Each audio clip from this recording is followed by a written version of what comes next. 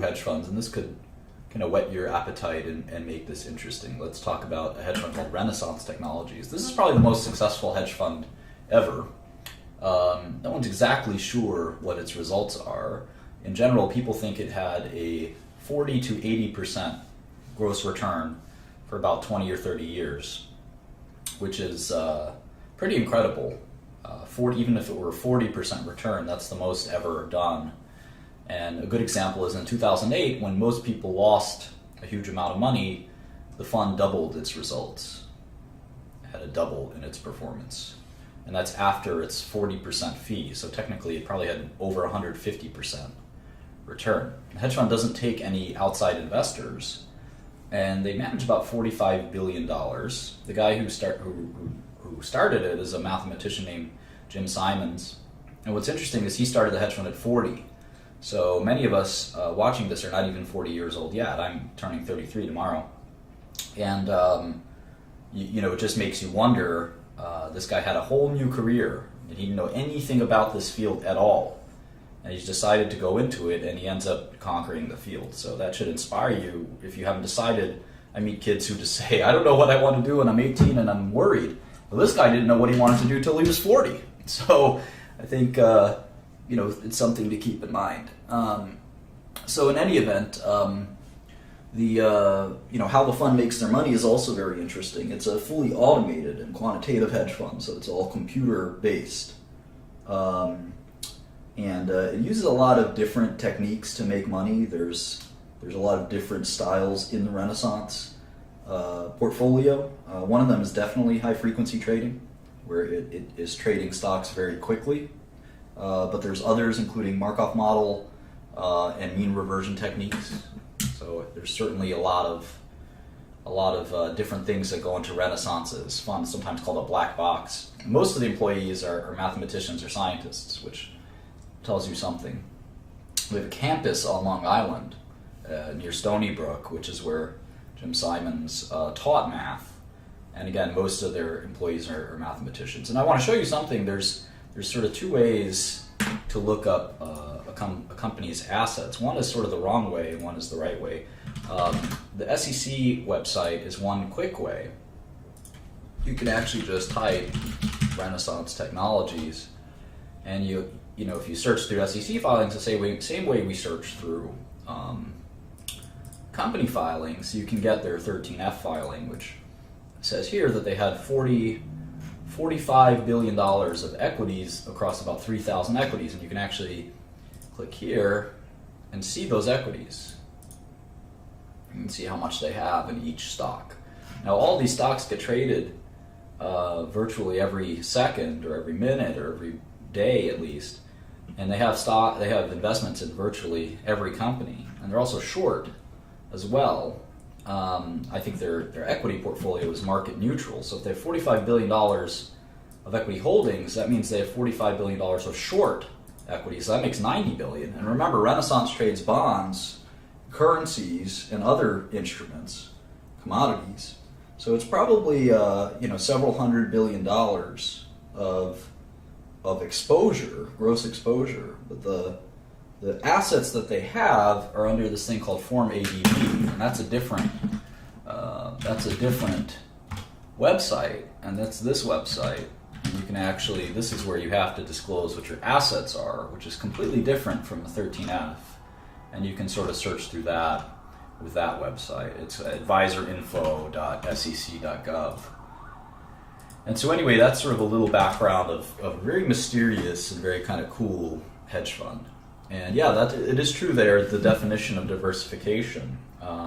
But you can only achieve the kind of a trading they achieve through computerized trading. And a lot of people ask me about quantitative investing, and I think that I'm sorry, not quantitative investing, but so-called technical analysis. And technical analysis is this kind of gibberish. I kind of think of it as voodoo, sort of as more or less been debunked as a technique. Sort of this voodoo. It's up there with me in astrology trading or rolling dice. Dice rolling, these are techniques that you should not use. and technical analysis is one of them. Technical analysis. And this was an old method used a long time ago that, again, is largely gone. And it basically says that if you, actually, let me show you. If you look at a stock chart, it's kind of silly. If you look at a stock chart, you could actually try and predict movement by drawing these lines, these kind of, show you, trend lines, these different trend lines, and I don't know exactly how to do it, but this trend line might tell you something about the future of the stock price movement, and like you could call this a downtrend, if you will. And this is a resistance line, and you can see that the stock market is right at this resistance line, and if it goes above this resistance line, it'll go above even faster or something. And all this, I think, is nonsense. And the reason that I think this is nonsense is that if you look at real mathematical approaches and you think about efficient markets, here's a real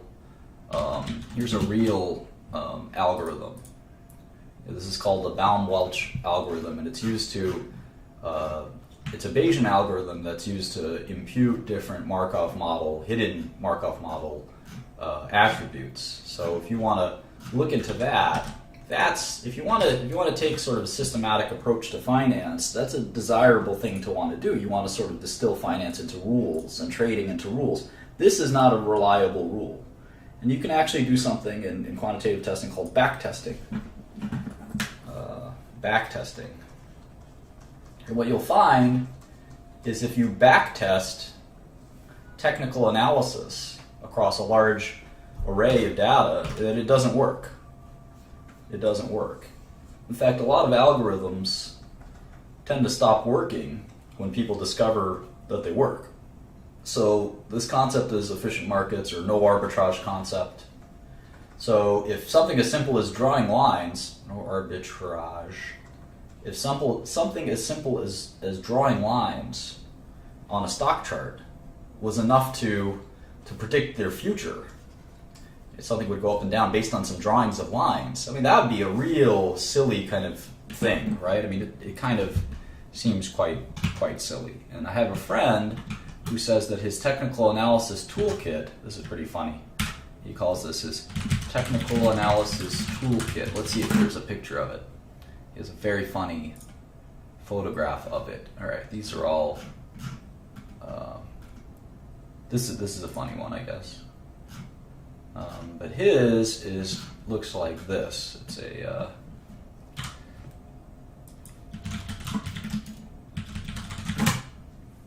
he gave someone Crayola crayons as his technical analysis toolkit because it reminded him of drawing lines on a stock chart to trade millions of dollars seemed like a pretty funny thing to do, and it certainly seems that way to me. So in any event, that's sort of he gave someone a box of Crayola crayons and put a Post-it on it and said, "This is your technical analysis toolkit." So I think that's a pretty funny thing there. So anyway, I think quantitative finance has kind of eclipsed technical analysis, and these complicated algorithms seem to work pretty well. At least the funds that employ them seem to do well, and the technical analysis line drawing doesn't really tell us very much of anything. So in any event, that's enough for the of the lesson.